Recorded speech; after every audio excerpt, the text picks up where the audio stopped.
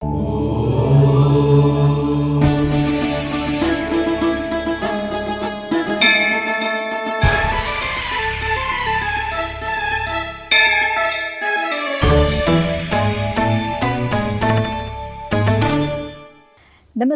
ETV life ఆధ్యాత్మిక channel తీర్థయాత్ర కార్యక్రమానికి స్వాగతం. సృష్టి, స్థితి, లయ కార్యాలను నిర్వహించే త్రిమూర్తులకు దిశానిర్దేశం చేసే పరాశక్తి స్వరూపమే అమ్మ. అనంతమైన ఈ విశ్వంలో ప్రతి జీవిని పోషించేది, రక్షించేది ఆ జగన్మాతనే. తన బిడ్డల పట్ల అనుగ్రహాన్ని కురిపించే కారుణ్యమూర్తి, వారిని బాధించే వారి పట్ల ఆగ్రహాన్ని వ్యక్తం చేసే కాళికా స్వరూపం అమ్మనే. అలాంటి ఆ తల్లి స్వయంభూగా ఆవిర్భవించిన క్షేత్రమే మహారాష్ట్రలోని అమరావతి. ద్వాపరయుగంలో రుక్మిణీదేవిచే ఆరాధించబడిన మహిమాన్వితమైన ఈ శక్తి క్షేత్రమే నేటి మన తీర్థయాత్ర.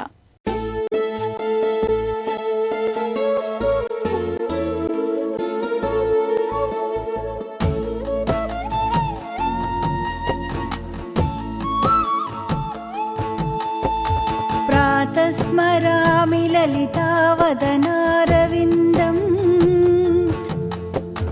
బింబాధరం మృదులమౌక్తికశోభినాసం ఆకర్ణదీర్ఘనయనం మణికుండలాఢ్యం మందస్మితం మృగమదోజ్వలపాలదేశం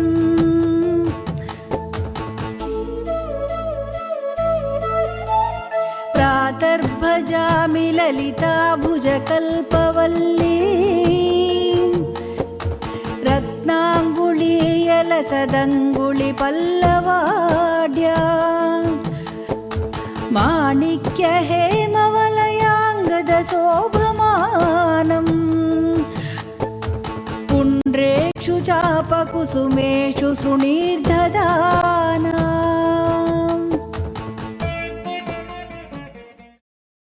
లోక కళ్యాణం కోసం జరిగిన విష్ణులీలా విశేషంలోనూ శివలీలా విన్యాసంలోనూ అమ్మవారి పాత్ర కీలకమైనదిగా కనిపిస్తుంది. లోకంలో అంధకారం అలుముకుంటున్న సమయంలో త్రిమూర్తులు సైతం జగదాంబను అభ్యర్థించడం అసమానమైన ఆ తల్లి శక్తికి నిదర్శనమని చెప్పుకోవచ్చు. అసుర సంహారం కోసం అనేక రూపాలను ధరించిన అమ్మవారు వివిధ నామాలతో ఆయా ప్రాంతాలలో విలసిల్లుతోంది. అలా ఆ తల్లి స్వయం వ్యక్తమైన శక్తిక్షేత్రమే అమరావతి. మహారాష్ట్ర చరిత్ర మహోన్నతమైనదనే చెప్పాలి. 100 ఏళ్ల నాటి రాచరికపు అడుగుజాడలు, 1000 ఏళ్ల నాటి పురాణ సంబంధమైన ప్రదేశాలు ఇక్కడ కనిపిస్తాయి. మహావీరులు, మహారాజులు మాత్రమే కాదు, మహాభక్తులు, మహాయోగులు ఆధ్యాత్మిక పరంగా ఈ నేలను ప్రభావితం చేశారు.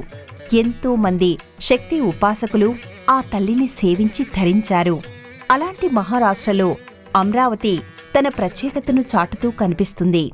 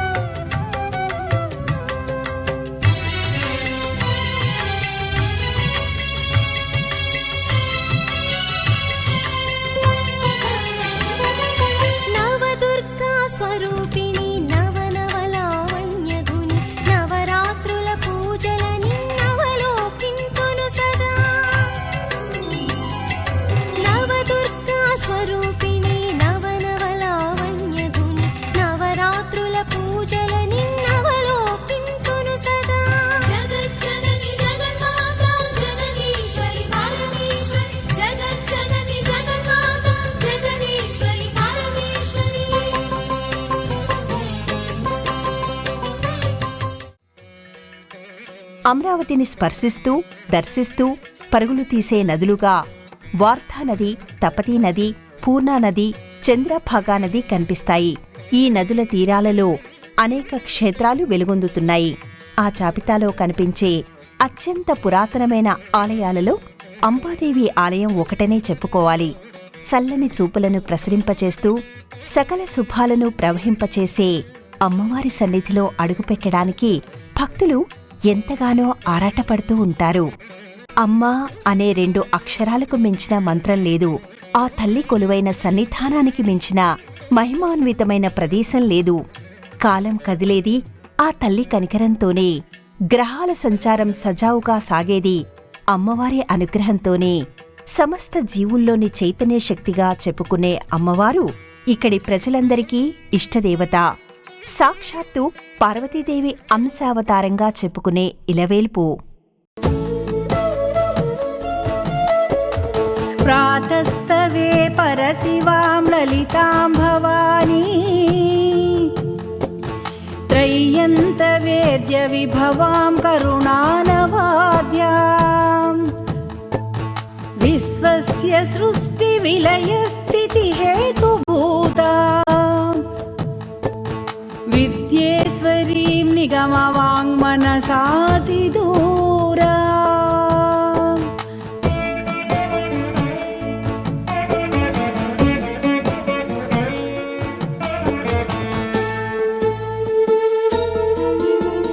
तातर्वदामि ललिते तव पुण्यनामा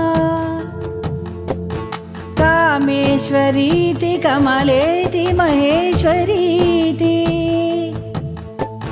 श्रीशाम्भवीति जगतां जननी परेति वाग्देवतेति वचसा त्रिपुरेश्वरीति.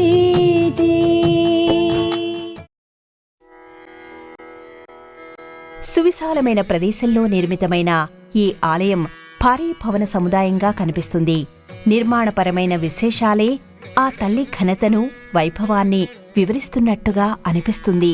2 అంతస్తులుగా కనిపించే ఈ నిర్మాణం ఒక ఆలయం మాదిరిగా కాకుండా విలక్షణమైన రీతిలో కనుల ముందు నిలుస్తుంది.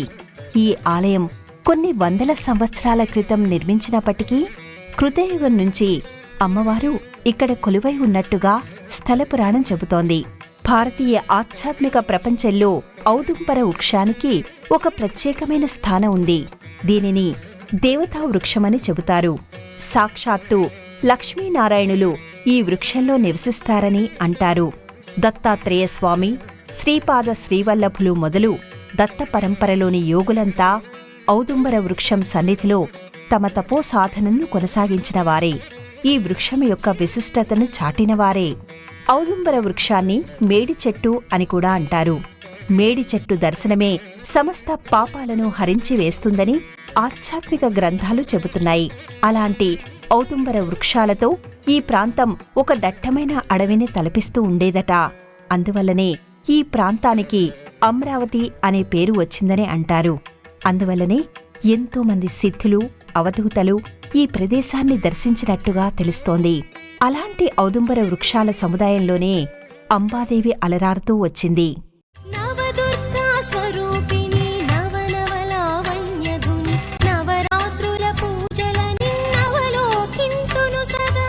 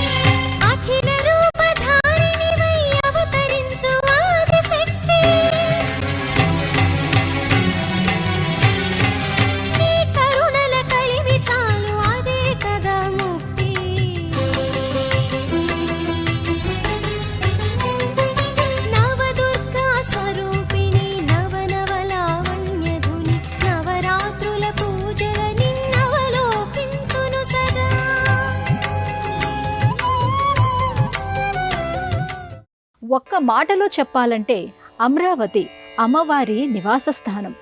తన భక్తులకు అందుబాటులో ఉండటం కోసం ఆ తల్లి ఏర్పాటు చేసుకున్న అనుగ్రహ పీఠం. అందువలనే అమరావతి అమ్మవారికి సంబంధించిన అనేక దేవాలయాలతో విరాజిల్లుతోంది. భక్తుల పాలిట కామధేనువై కల్పవృక్షమై వర్ధిల్లుతోంది.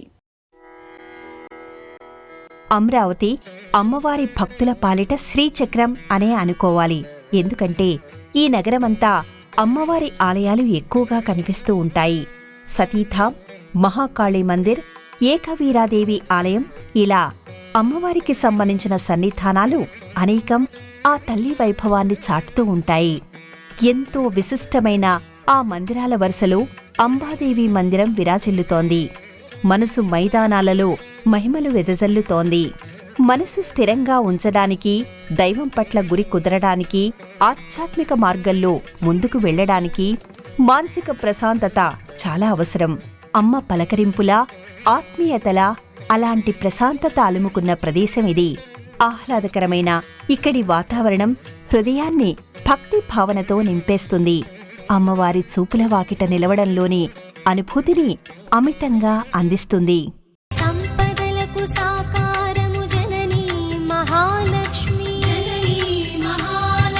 జగముల శాసించి త్రోచు రాజరాజేశ్వరి, లాలిత్యములకు నెలవుగా రాజిల్లే లలితాంబ, పదముల కడ సుతుడనమ్మ పాలించుమమ్మ.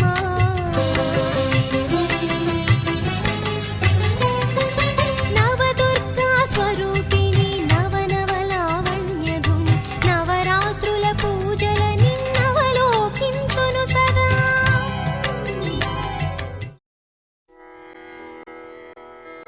రాజప్రసాదాన్ని పోలిన నిర్మాణంతో కనిపించే ఈ ఆలయం ఇతర అమ్మవారి ఆలయాలకు కాస్త భిన్నంగా కనిపిస్తుంది. ప్రవేశద్వారాన్ని దాటుకుని లోపలికి అడుగుపెట్టిన భక్తులకు అమ్మవారి అనుగ్రహం నిక్షిప్తం చేయబడిన ఒక కొత్త లోకంలోకి ప్రవేశించిన భావన కలుగుతుంది. పాలరాతి గోడలకు అద్దాల పలకలతో కూడిన అందమైన నక్షీలు ఆశ్చర్యచకితులను చేస్తాయి. ప్రధానమైన ఆలయం 2 మందిరాల కలయికగా కనిపిస్తుంది. ఒకవైపున అంబాదేవి కొలువై ఉంటే మరోవైపున అంబికేశ్వరుడు అలరారుతూ ఉంటాడు. శివదర్శనమే జన్మల ఫలము,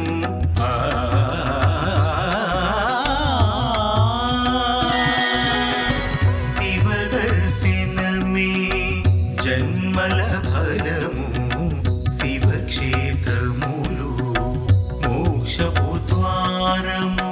శివదర్శనమే జన్మల ఫలము, శివక్షేత్రములు మోక్షపు ద్వారము. జగాల నేలే మహాశక్తి స్వరూపమే అంబాదేవి. ఆ తల్లిని మించిన పరదైవం లేదు, పరతత్వం లేదని దేవీ పురాణం చెబుతోంది. అలాంటి అమ్మవారు ఇక్కడ వదన ప్రధానమైన దేవతగా దర్శనమిస్తుంది. గర్భాలయంలో విశాలమైన పీఠంపై అమ్మవారి మూర్తి కొలువై ఉంటుంది. కుదురైన అమ్మవారి రూపం ప్రకృతి శక్తులను రాసిపోసినట్టుగా అనిపిస్తుంది. కృష్ణశిలగా ఆవిర్భవించిన అమ్మవారి రూపం దివ్యమైన అనుభూతిని కలిగిస్తుంది. ఆకాశానికి పసుపును అద్దినట్టుగా అమ్మవారి విశాలమైన నుదురు, సూర్యబింబం వంటి కుంకుమధారణ పెద్ద ముత్తైదువ అనే మాటకు అర్థం చెబుతున్నట్టుగా అనిపిస్తుంది. చిరుమంద హాసంతో, విశాలమైన నేత్రాలతో, చక్కని ముక్కెరతో ఆ తల్లి తన దర్శన భాగ్యాన్ని భక్తులకు కలిగిస్తూ ఉంటుంది. దిక్కులకు వెలుగురేఖలను ప్రసరింపచేసే దివ్యమైన తేజస్సుతో వెలిగిపోతూ ఉంటుంది. అంబాదేవి కొలువైన ఈ సన్నిధానానికి ఎంతో విశిష్టత ఉంది. ఇది కొన్ని యుగాలకు పూర్వం నాటిదనే విషయం అర్థమవుతుంది. ద్వాపర యుగంలో రుక్మిణీదేవి పూజించినది ఈ అమ్మవారినేనని స్థల పురాణం చెబుతోంది. శ్రీకృష్ణుడితో వివాహం అనంతరం రుక్మిణీదేవి ఇక్కడి అమ్మవారిని దర్శించి ఆశీస్సులు అందుకోవటం జరిగిందని చెబుతారు. ద్వాపరయుగంలో రుక్మిణీ శ్రీకృష్ణుల పరిణయం ఒక అద్భుతమైన, అపూర్వమైన ఘట్టమనే చెప్పాలి. రుక్మిణీదేవి శ్రీకృష్ణుణ్ణి ఆరాధిస్తూ ఉంటుంది. ఆయననే వివాహం చేసుకోవాలని నిర్ణయించుకుంటుంది. కృష్ణుడు కూడా ఆమె రూప గుణ విశేషాలను గురించి విని ఉంటాడు. అయితే రుక్మిణీ సోదరుడైన రుక్మి తన స్నేహితుడైన శిశుపాలుడికి రుక్మిణీదేవినిచ్చి వివాహం జరిపించాలనే పట్టుదలతో ఉంటాడు. శిశుపాలుడితో రుక్మిణీ కళ్యాణానికి సంబంధించిన సన్నాహాలు జరుగుతూ ఉంటాయి. అలాంటి పరిస్థితుల్లో కృష్ణుడి పట్ల తనకి గల ప్రేమను, పెళ్లి విషయంలో తన మనసులోని మాటను తెలియపరుస్తూ కృష్ణుడికి రుక్మిణీదేవి కబురు చేస్తుంది. దాంతో కృష్ణుడు తన రథంపై బయలుదేరతాడు. వివాహానికి ముందు రుక్మిణీదేవి అమ్మవారి ఆశీస్సులను అందుకోవడానికి ఆలయానికి వెళుతోంది. ఆమెకు రక్షణగా అనేక మంది కాపలాదారులు ఉంటారు. అమ్మవారి ఆలయానికి వెళ్లిన రుక్మిణీదేవి దర్శనం అనంతరం బయటికి వస్తుంది. శ్రీకృష్ణుడు ఆమెను తన రథంపై తీసుకుని అక్కడ్నుంచి బయలుదేరతాడు. ఆ స్వామిని అడ్డుకోవడానికి ప్రయత్నించిన వీరులంతా భంగపడతారు. రుక్మిణీదేవిని కృష్ణుడు తన అర్ధాంగిగా స్వీకరిస్తాడు. ఆ తర్వాత ఆ స్వామిని వెంటబెట్టుకుని రుక్మిణీదేవి తన ఇష్టదైవమైన అమ్మవారి ఆలయానికి వెళుతుంది. రుక్మిణీదేవి ఆరాధించింది, శ్రీకృష్ణుడితో కలిసి దర్శించుకున్నది ఇక్కడి అంబాదేవినే అని స్థలపురాణం చెబుతోంది. అయితే ద్వాపరయుగంలో రుక్మిణీదేవిచే పూజాభిషేకాలు అందుకున్న అంబాదేవి అంతకుముందు నుంచి ఇక్కడ కొలువై ఉందనే ఒక బలమైన విశ్వాసం కనిపిస్తుంది. స్వయంభూగా ఆవిర్భవించిన అమ్మవారు ఇక్కడ ప్రత్యక్షంగా కొలువై ఉన్నట్టుగా భక్తులు భావిస్తారు. ఈ ప్రాంతాన్ని పరిపాలించిన మహారాజుల్లో చాలామంది అమ్మవారిని ఇష్టదైవంగా భావించి సేవించిన వారే.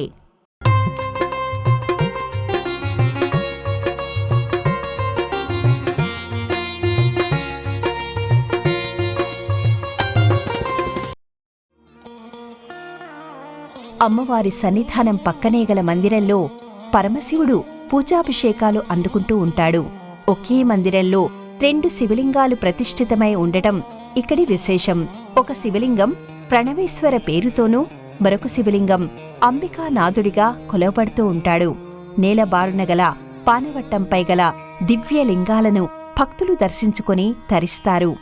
సూర్యచంద్రులను 2 కన్నులుగా, అగ్నిని 3వ నేత్రంగా కలిగిన పరమశివుడు సకల జీవరాశికి, సమస్త లోకాలకు వెలుగులు పంచుతుంటాడు.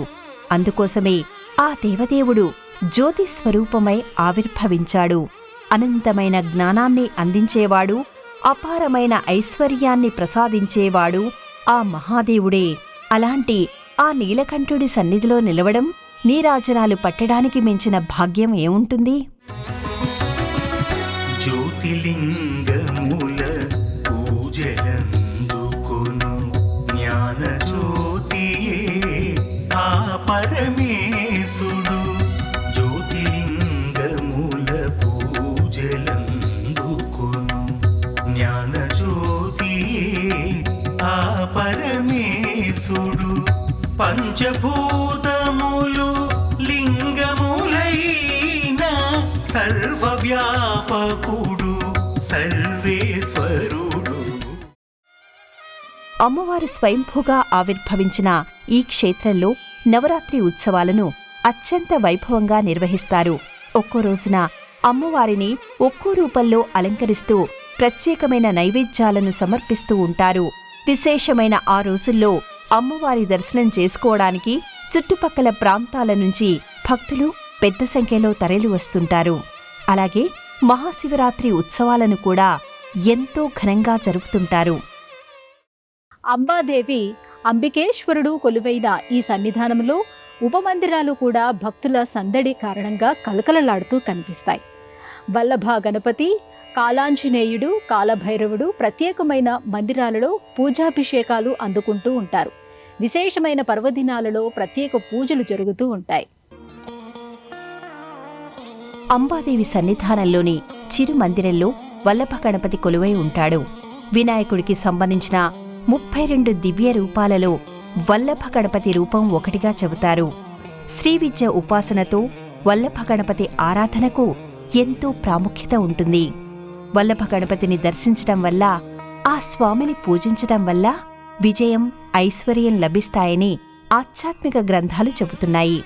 ఇక నల్లని వర్ణంతో కూడిన హనుమంతుడు కాలా మారుతి పేరుతో ఇక్కడ కొలువైన తీరును చూడొచ్చు. కాలాంజనేయుడిని సేవించడం వల్ల అపమృత్యు దోషాలు తొలగిపోతాయని బలంగా విశ్వసిస్తూ ఉంటారు. ఇక కాలభైరవ దర్శనం వల్ల పాపాలు పటాపంచలవుతాయని అంటారు.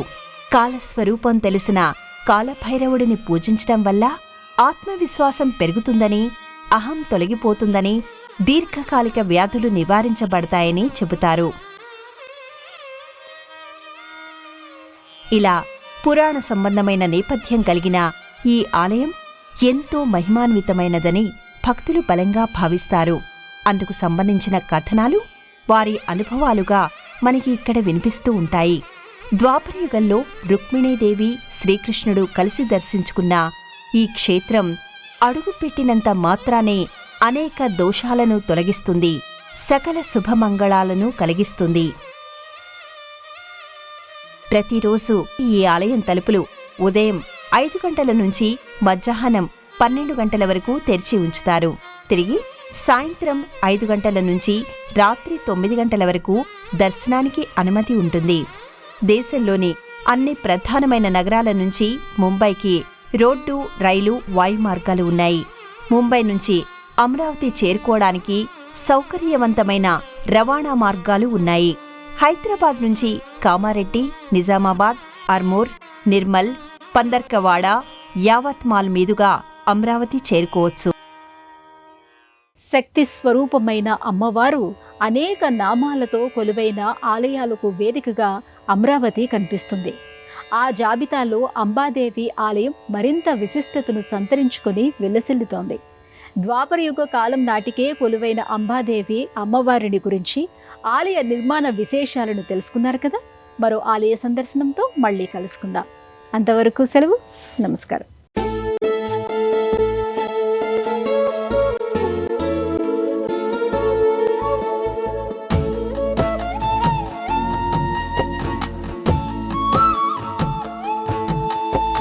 ప్రాతస్మరామి లలితావదనారవిందం బింబాధరం మృదులమౌక్తికశోభినాసం ఆకర్ణదీర్ఘనయనం మణికుండలాఢ్యం మందస్మితం మృగమదోజ్వలపాలదేశం